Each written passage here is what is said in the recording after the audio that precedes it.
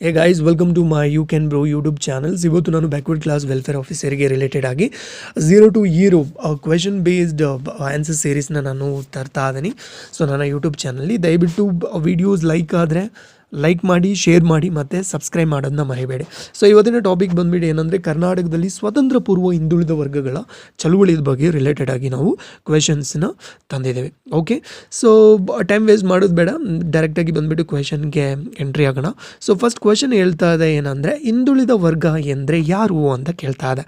ಹಿಂದುಳಿದ ವರ್ಗಗಳೆಂದರೆ, ಸೊ ಅವರು ಸಾಮಾಜಿಕವಾಗಿ ಹಿಂದುಳಿದ ವರ್ಗದವರ, ಅಥವಾ ಆರ್ಥಿಕವಾಗಿ ಹಿಂದುಳಿದ ವರ್ಗದವರ, ಅಥವಾ ಶೈಕ್ಷಣಿಕವಾಗಿ ಹಿಂದುಳಿದ ವರ್ಗದವರ, ಅಥವಾ ಈ ಮೂರು ಕೂಡ ಒಳಗೊಂಡವರ ಅಂತ.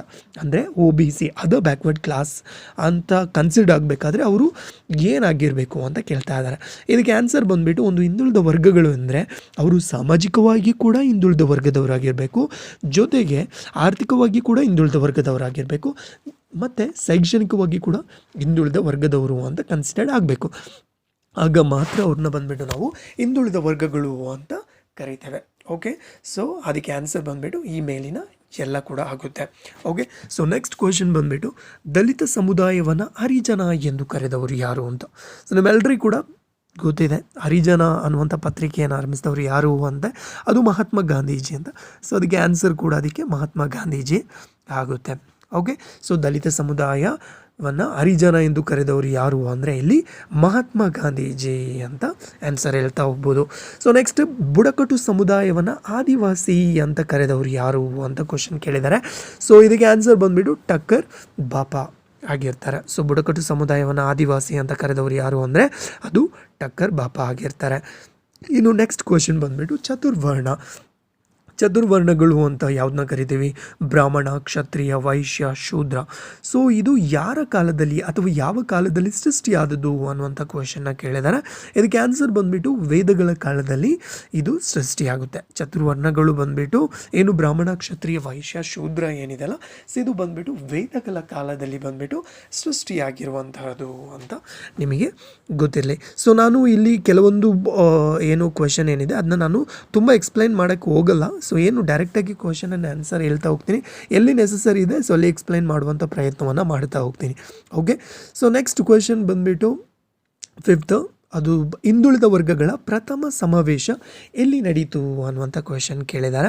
ಸೊ ಹಿಂದುಳಿದ ವರ್ಗಗಳಿಗೆ ಸಂಬಂಧಪಟ್ಟಂತೆ ಪ್ರಥಮ ಸಮಾವೇಶ ಎಲ್ಲಿ ನಡೆದಿರೋದು ಅಂದರೆ ಇದು ಬಂದು ಬೆಂಗಳೂರಿನಲ್ಲಿ ನಡೆಯುತ್ತೆ. ಸೊ ಇದು ಯಾವಾಗ ನಡೀತು ಅನ್ನುವಂಥ ಕ್ವೆಶನ್ ಏನಾದರೂ ನಿಮಗೆ ಕೇಳಿದರೆ ಅದು 1917 1970ನಲ್ಲಿ, ಸೊ ನವೆಂಬರ್ 18ರಲ್ಲಿ ಬಂದುಬಿಟ್ಟು ಅನ್ನಸ್ವಾಮಿ ಮೊದಲಿಯಾರ್ ಅವರ ಅಧ್ಯಕ್ಷತೆಯಲ್ಲಿ ಬಂದುಬಿಟ್ಟು ನಡೀತಾ ಹೋಗುತ್ತೆ.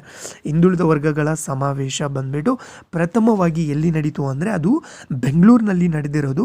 ಸೊ ಯಾವ ಡೇಟಲ್ಲಿ ನಡೀತು ಅಂತ ಏನಾದರೂ ಕ್ವೆಶನ್ನ ಕೇಳಿದ್ದಾರೆ ಅಂದರೆ ಅದು 1917 ನವೆಂಬರ್ 18ರಲ್ಲಿ ಬಂದುಬಿಟ್ಟು ಅನ್ನಸ್ವಾಮಿ ಮೊದಲಿಯಾರ್ ಅಂದರೆ ಅವರು ಮದ್ರಾಸಿನವರು, ಸೊ ಅವರ ಅಧ್ಯಕ್ಷತೆಯಲ್ಲಿ ಬಂದುಬಿಟ್ಟು ನಡೀತು. ಹಾಗಾದರೆ ಈ ಹಿಂದುಳಿದ ವರ್ಗಗಳ ಪ್ರಥಮ ಸಮಾವೇಶ ಅದರ ಒಂದು ಉದ್ದೇಶ ಏನಾಗಿತ್ತು ಏನಾದರೂ ಕ್ವೆಶನಲ್ಲಿ ಕೇಳಿದ್ರು ಅಂದರೆ ಇದರ ಉದ್ದೇಶ ಬಂದುಬಿಟ್ಟು ಏನಂದರೆ ಹಿಂದುಳಿದ ವರ್ಗಗಳಿಗೆ ಸವಲತ್ತಿಗಾಗಿ ಬಂದುಬಿಟ್ಟು ಜಾಗೃತಿಯನ್ನು ಮೂಡಿಸಬೇಕು, ಜೊತೆಗೆ ಸರ್ಕಾರ ಮತ್ತು ಪ್ರಜಾಪ್ರತಿನಿಧಿ ಸಭೆಯಲ್ಲಿ ಹಿಂದುಳಿದ ವರ್ಗಗಳಿಗೆ ಸಾಕಷ್ಟು ಪ್ರಾತಿನಿಧ್ಯತೆಯನ್ನು ನೀಡುವಂತೆ ಒತ್ತಾಯಿಸುವಂತಹದ್ದು.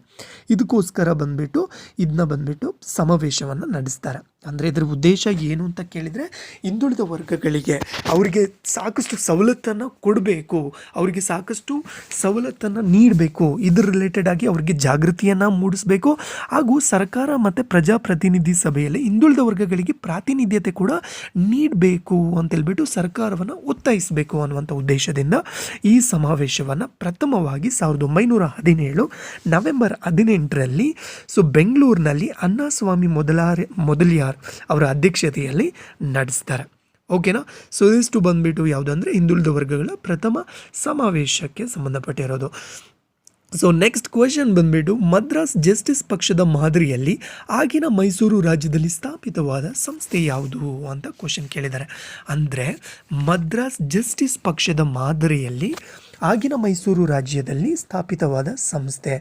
ಸೊ ಇಲ್ಲಿ ಆನ್ಸರ್ ಬಂದುಬಿಟ್ಟು ಇದಕ್ಕೆ ಪ್ರಜಾಮಿತ್ರ ಮಂಡಳಿ ಅಂತ ಕರಿತೇವೆ. ಸೊ ಮದ್ರಾಸ್ ಪಕ್ಷ ಅಂದರೆ ನಿಮಗೆಲ್ಲರೂ ಕೂಡ ಜಸ್ಟಿಸ್ ಪಕ್ಷ ಅಂದರೆ ನಿಮಗೆ ಗೊತ್ತಿರಬೇಕು, ಇದು ಕೂಡ ಅಷ್ಟೇ 1917ರಲ್ಲಿ ಬಂದುಬಿಟ್ಟು ಸ್ಟಾರ್ಟ್ ಆಗುತ್ತೆ. ಈ ಜಸ್ಟಿಸ್ ಪಾರ್ಟಿ ಬಂದುಬಿಟ್ಟು ಮದ್ರಾಸ್ನಲ್ಲಿ ಸ್ಟಾರ್ಟ್ ಆಗಿರೋದು ಪ್ರಥಮ ಯಾವಾಗ ಅಂದರೆ 1917ರಲ್ಲಿ. ಇದನ್ನ ಸ್ಥಾಪನೆ ಮಾಡಿದವರು TN ನಾಯರ್ ಮತ್ತು ಕೇಳಪ್ಪನಾಗಿರ್ತಾರೆ. ಜೊತೆಗೆ ತ್ಯಾಗರಾಜ ಶೆಟ್ಟಿ ಕೂಡ ಇರ್ತಾರೆ. ಓಕೆ, ಸ್ಥಾಪಕರು TM ನಾಯರ್, ಕೇಳಪ್ಪನ್ ಮತ್ತು ತ್ಯಾಗರಾಜ ಶೆಟ್ಟಿ. ಸೊ ಇದರ ಉದ್ದೇಶ ಏನಂದರೆ ಬ್ರಾಹ್ಮಣ ವಿರೋಧ ಚಳವಳಿಯಾಗಿರುತ್ತೆ. ಈ ಜಸ್ಟಿಸ್ ಪಾರ್ಟಿ ಏನು ಮದ್ರಾಸ್ ಜಸ್ಟಿಸ್ ಪಾರ್ಟಿ ಏನಿದೆಯಲ್ಲ, ಸೊ ಇದರ ಮೇನ್ ಉದ್ದೇಶ ಏನಂದರೆ ಬ್ರಾಹ್ಮಣ ವಿರೋಧಿ ಚಳವಳಿ ಆಗಿರುತ್ತೆ. ಸೊ ಇದರ ರಿಲೇಟೆಡ್ ಆಗಿ ಬಂದುಬಿಟ್ಟು ಏನು ಕೇಳಿದ್ದಾರೆ ಅಂದರೆ, ಆಗಿನ ಮೈಸೂರು ರಾಜ್ಯದಲ್ಲಿ ಅಂದರೆ ನಮ್ಮ ಮೈಸೂರು ಕರ್ನಾಟಕವನ್ನು ಫಸ್ಟ್ ಏನು ಕರಿತಾ ಇದ್ರು, ಮೈಸೂರು ರಾಜ್ಯ ಅಂತ ಕರಿತಾ ಇದ್ರಲ್ವಾ. ಸೊ ಆ ಸಮಯದಲ್ಲಿ ಬಂದುಬಿಟ್ಟು ಸೊ ಮದ್ರಾಸ್ ಜಸ್ಟಿಸ್ ಪಕ್ಷದ ಮಾದರಿಯಲ್ಲಿ ಯಾವ ಒಂದು ಮಂಡಳಿ ಬಂದುಬಿಟ್ಟು ಸ್ಥಾಪನೆ ಆಯಿತು ನಮ್ಮ ಕರ್ನಾಟಕದಲ್ಲಿ ಅಂತ ಕೇಳಿದರೆ ಅದಕ್ಕೆ ಉತ್ತರ ಬಂದುಬಿಟ್ಟು ಪ್ರಜಾಮಿತ್ರ ಮಂಡಳಿ ಅಂತ. ಹಾಗಾದರೆ ಪ್ರಜಾಮಿತ್ರ ಮಂಡಳಿ ಬಂದುಬಿಟ್ಟು ಯಾವಾಗ ಸ್ಥಾಪನೆ ಆಯಿತು ಅಂತ ಏನಾದರೂ ಕ್ವೆಶನ್ ಕೇಳಿದ್ರು ಅಂದರೆ ಅದಕ್ಕೆ ಆನ್ಸರ್ ಬಂದುಬಿಟ್ಟು 1917ರಲ್ಲಿ ಬಂದುಬಿಟ್ಟು ಸ್ಟಾರ್ಟ್ ಮಾಡ್ತಾರೆ. ಯಾರು ಸ್ಟಾರ್ಟ್ ಮಾಡ್ತಾರೆ ಅಂದರೆ ರಾವ್ ಸಾಹೇಬ್ ಮತ್ತು ಸಾಹುಕಾರ್ ಚೆನ್ನಯ್ಯ. ಓಕೆನಾ. ಸೊ ಇದರ ಪ್ರಥಮ ಅಧ್ಯಕ್ಷತೆಯನ್ನು ಕೂಡ ಯಾರು ವಹಿಸ್ಕೊಳ್ತಾರೆ ಅಂದರೆ ರಾವ್ ಸಾಹುಕಾರ್ ಚೆನ್ನಯ್ಯ ಅವರು ವಹಿಸ್ಕೊಳ್ತಾ ಹೋಗ್ತಾರೆ. ಸೊ ಈ ಪ್ರಜಾಮಿತ್ರ ಮಂಡಳಿಗೆ ಸಂಬಂಧಪಟ್ಟಂತೆ ಒಂದು ಸ್ಥಾಪನೆ ಆಗಬೇಕು ಅಂತ ಯಾಕೆ ಸ್ಥಾಪನೆ ಆಯಿತು, ಇದು ಸ್ಥಾಪನೆ ಆಗಲು ಕಾರಣ ಏನು ಅಂತ ಏನಾದರೂ ನಿಮಗೆ ಕ್ವೆಶನ್ ಬಂದರೆ ಇಸ್ ವೆರಿ ಸಿಂಪಲ್. ಮೈಸೂರು ಸಂಸ್ಥಾನದಲ್ಲಿ ಬಂದುಬಿಟ್ಟು ಒಂದು 3% 4% ಬಂದುಬಿಟ್ಟು ಬ್ರಾಹ್ಮಣರ ಸಂಖ್ಯೆ ಇತ್ತು. ಆದರೆ ಹಿಂದುಳಿದ ವರ್ಗದವರು ಬಂದುಬಿಟ್ಟು 97% ಅಂದರೆ ಮೋರ್ ದೆನ್ 97% ಜನಸಂಖ್ಯೆ ಇತ್ತು. ಅರ್ಥ ಆಯ್ತಾ. ಆದರೆ ಸರ್ಕಾರಿ ಹುದ್ದೆದಲ್ಲಿ ಆಲ್ಮೋಸ್ಟ್ 90% ಬಂದುಬಿಟ್ಟು ಬ್ರಾಹ್ಮಣರಿಗೆ ಮೀಸಲಾಗ್ತಾ ಇತ್ತು. ಸೊ ಇದರ ವಿರುದ್ಧವಾಗಿ ಬಂದುಬಿಟ್ಟು ಸ್ಥಾಪನೆ ಆಗಿರೋದೇ ಬಂದುಬಿಟ್ಟು ಪ್ರಜಾಮಿತ್ರ ಮಂಡಳಿ. ಸೊ ಪ್ರಜಾಮಿತ್ರ ಮಂಡಳಿ ಸ್ಥಾಪನೆ ಆಗಲು ಕಾರಣ ಅಂದರೆ ಇದೆ. ಓಕೆ, ಸೊ ಇದು ಬಂದುಬಿಟ್ಟು ಪ್ರಜಾಮಿತ್ರ ಮಂಡಳಿಗೆ ಸಂಬಂಧಪಟ್ಟಿರೋದು. ಓಕೆ, ಸೊ ನೆಕ್ಸ್ಟ್ ಕ್ವಶನ್ ಕೇಳ್ತಾ ಇದ್ದಾರೆ. ನಾನು ಆಲ್ರೆಡಿ ಡಿಸ್ಕಸ್ ಮಾಡಿದ್ದೇನೆ. ಜಸ್ಟಿಸ್ ಪಾರ್ಟಿ ಅಥವಾ ಪಕ್ಷ ಸ್ಥಾಪಿತವಾದ ಸ್ಥಳ ಎಲ್ಲಿ ಅಂದರೆ ಅದು ಮದ್ರಾಸ್. ಓಕೆ, ಜಸ್ಟಿಸ್ ಪಾರ್ಟಿ ಅದು ಮದ್ರಾಸ್ನಲ್ಲಿ ಸ್ಥಾಪನೆ ಆಗುತ್ತೆ. 1917ರಲ್ಲಿ ಸ್ಥಾಪನೆ ಆಗುತ್ತೆ. ಯಾರು ಸ್ಥಾಪನೆ ಮಾಡಿದರು ಅಂದರೆ TM ನಾಯರ್, ಕೇಳಪ್ಪನ್ ಮತ್ತು ತ್ಯಾಗರಾಯ ಶೆಟ್ಟಿ ಅವರು.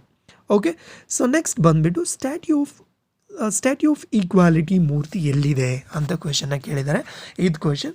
ಸೊ ಇದು ಬಂದುಬಿಟ್ಟು ಸಾಮಾಜಿಕ ಸಮಾನತೆಗೆ ಹೋರಾಡಿದವರಾಗಿರುವಂಥ ರಾಮಾನುಜ ಅವರ ಮೂರ್ತಿಯಾಗಿರುತ್ತೆ. ಸ್ಟ್ಯಾಟ್ಯೂ ಆಫ್ ಈಕ್ವಾಲಿಟಿ ಮೂರ್ತಿ ಬಂದುಬಿಟ್ಟು ಯಾರ್ದಾಗಿದೆ ಅಂದರೆ ಅದು ರಾಮಾನುಜರ ಮೂರ್ತಿಯಾಗಿದೆ. ಇದು ಬಂದುಬಿಟ್ಟು ಹೈದ್ರಾಬಾದ್ನಲ್ಲಿ ಇದೆ ಅನ್ನೋದು ಗೊತ್ತಿರಬೇಕಾಗುತ್ತೆ. ಸೊ ನೆಕ್ಸ್ಟ್ 9th ಕ್ವೆಶನ್ ಬಂದುಬಿಟ್ಟು 1917ರಲ್ಲಿ ಸ್ಥಾಪಿತವಾದ ಪ್ರಜಾಮಿತ್ರ ಮಂಡಳಿಯ ಸ್ಥಾಪಕರು ಯಾರು ಅಂತ. ಇದು ಕೂಡ ನಾನು ಆಲ್ರೆಡಿ ಎಕ್ಸ್ಪ್ಲೈನ್ ಮಾಡಿದ ಥರ. ಸೊ ಇದನ್ನ ಸ್ಥಾಪನೆ ಮಾಡಿದವರು ರಾವ್ ಸಾಹೇಬ್ ಮತ್ತು Sahukar Chennaiah. Okay, so next Justice Party ಮದ್ರಾಸ್ನಲ್ಲಿ ಸ್ಥಾಪಿತವಾದ ವರ್ಷ ಯಾವಾಗ ಅಂತ. ಇದು ಕೂಡ 1917ರಲ್ಲಿ ಬಂದುಬಿಟ್ಟು ಜಸ್ಟಿಸ್ ಪಾರ್ಟಿಯು ಮದ್ರಾಸಿನಲ್ಲಿ ಸ್ಥಾಪನೆ ಆಗ್ತಾ ಹೋಗುತ್ತೆ. ಇದಿಷ್ಟು ಬಂದುಬಿಟ್ಟು ಇವತ್ತಿನ ವೀಡಿಯೋ ಆಗಿರುತ್ತೆ. ಸೊ ಇನ್ನು ಹೆಚ್ಚಿನ ವೀಡಿಯೋನ ನಾನು ಅಪ್ಲೋಡ್ ಮಾಡುವಂಥ ಎಲ್ಲ ಪ್ರಯತ್ನವನ್ನು ಮಾಡ್ತೀನಿ. ಸೊ ದಯವಿಟ್ಟು ಈ ವಿಡಿಯೋನ ಲೈಕ್ ಮಾಡಿ. Thank you.